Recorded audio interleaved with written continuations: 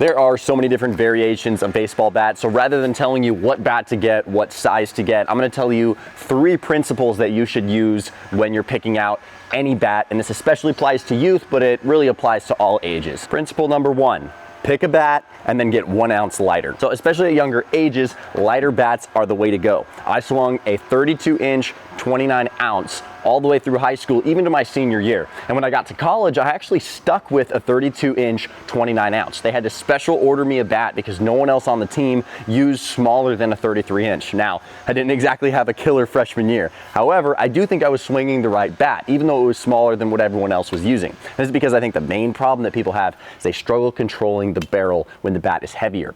And a lot of times, kids are going to be not as strong. And so if you're a player who maybe doesn't have the same strength that everybody else has, or maybe you even do have the same strength as everybody else, you need to make sure you're getting a bat that's just a little bit lighter. So get the bat you ordinarily would get and then get 1 ounce lighter, even if you're sacrificing an inch off of the end of the bat. Principle number 2, pick a grip size. Now what I mean by this is some bats naturally have a thinner grip, some bats naturally have a thicker grip. And no one ever really talks about this. Everyone always talks about, the length of the bat, how heavy the bat is, but the grip size is actually a factor that really does matter. So when we're picking our bats, we want to make sure that we have a grip size that best aids us, and everyone's going to need something different. For me personally, I preferred a skinnier grip. So a lot of times I would take off my bat grip and just apply regular athletic tape.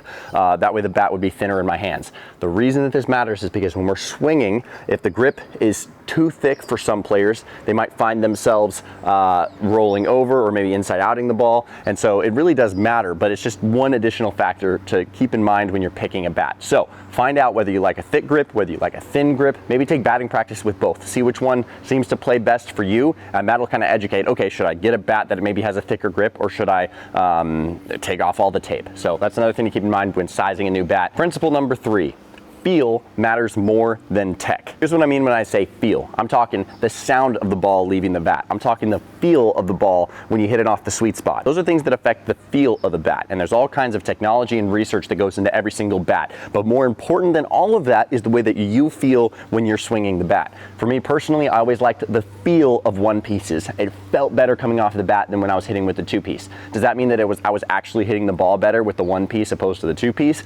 No, I was probably hitting it exactly the same. But to me, it just felt better to hit with a 1-piece bat, so that's what I went with. So with you guys, I'd recommend see what bats feel the best to you, and even go off of the sounds, because ultimately, if a bat can give you some confidence, then you're getting the most out of that bat. So all the bats are so similar, and there's such minor differences between them. So if you feel extra confident with one bat, that's enough for me to say that's the bat for you. Those are the 3 principles that I recommend you adhere to when you're picking a new bat. Number 1, go 1 ounce lighter. Number 2, mind your grip size and adjust where needed. And number 3, prioritize feel over technology. I'm Coach RAC with Headbanger Sports, and we'll see you guys next week.